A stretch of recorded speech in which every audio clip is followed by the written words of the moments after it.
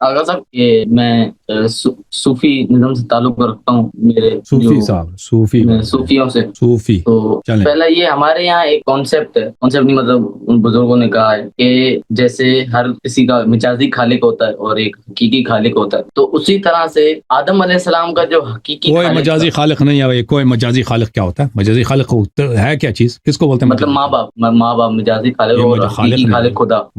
آپ کے خالق نہیں ہے مجازی. آپ کے ماں باپ ہیں مجازی خالق. چلیں جی. ہمیں پیدا کرنے والے، اس دنیا میں لانے والے، مطلب اللہ خلق کرنے والے، تو وہ آپ کی ولادت دینے والے ہیں، خالق جی نہیں. جی بھائی جی تو اسی طرح سے آدم علیہ السلام کا ولادت دینے والا کون ہے؟ تو پھر ہمارے یہاں کہتے ہیں کہ اللہ نے کہا ہم نے اللہ نے آدم کو مٹی سے پیدا کیا، مٹی سے پیدا کیا. ٹھیک. جی مٹی سے پیدا قرآن کی کیا آیات اور حدیث بے شمار. ہاں. اور ہاتھوں سے بنایا. تو ادھر وہ لوگ کہتے ہیں خلق تو بیدیا، اس کی حدیث ہے روایت امام رضا علیہ السلام نے فرمایا کہ یا ید سے مراد قدرت ہے، طاقت ہے. اللہ نے اپنی طاقت سے، اپنی نعمت سے آدم کو خلق کیا. ٹھیک ہے نا. تو وہ کہتے ہیں کہ ہاتھ کا مطلب ید اللہ جو ہو، اور مٹی سے وہ جو ابو ہر جگہ دیکھیں، ہر جگہ نہیں ابو تراب مٹی سے. ابو تراب کا مطلب مٹی. دیکھیں جب ایک چیز مجازی معنوں میں استعمال ہوتا ہے نا، وہ ہمیشہ اس کا معنی ایک ہی نہیں ہوتا.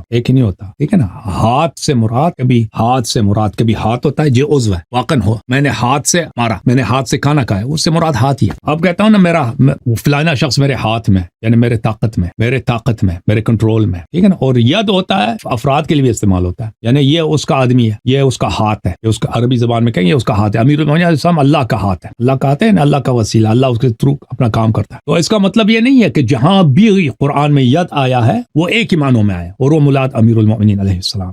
یہ اس طرح نہیں ہے کہ مجازی معنی صرف ایک ہی معنوں میں استعمال ہوتا. وہ ہو سکتا ہے اس سے مراد امیر المومنین علیہ السلام، اس سے مراد ہو سکتا ہے طاقت ہو. ٹھیک ہے نا. اس کا تعین کون کرے گا؟ اس کا تعین اہل بیت علیہ السلام کریں گے. تفسیر اہل بیت علیہ السلام نے یہ فرمایا کہ ہم نے کسی چیز کو خلق نہیں کیا. اہل بیت علیہ السلام نے فرمایا کہ اللہ کی لعنت ہے، وہ بہت سخت لعنت فرمایا ان لوگوں کو جو ان کو خالق کہے، اور ان کو کافر قرار دیا، اور بدترین کافر قرار دیا. یہود سے، مجوس سے، عیسائیوں سے، مشرکین سے بدتر وہ کون ہے؟ غالی حضرات جو کہتے ہیں اہل بیت علیہ السلام خالق. یہ بہت کافر ہیں، اللہ کی لعنت ہے ان پر. اہل بیت مطلب ایسا نہیں ہے کہ اور بہت لعنت کیا ان کو.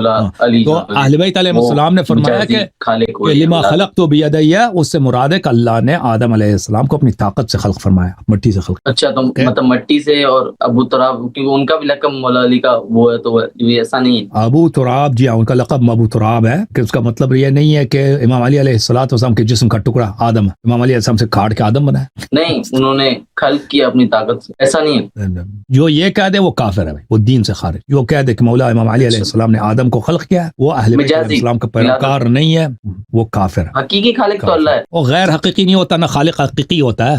جھوٹا خالق کون ہوتا ہے؟ نہیں دیکھیں نا، جیسے ہمارے ماں باپ ہمارے غیر حقیقی خالق ہوتا ہی نہیں جی. سب خالق ایک ہی ہے، مجازی خلق ہوتا ہی نہیں ہے. یہ آپ لوگوں نے بنا دیا.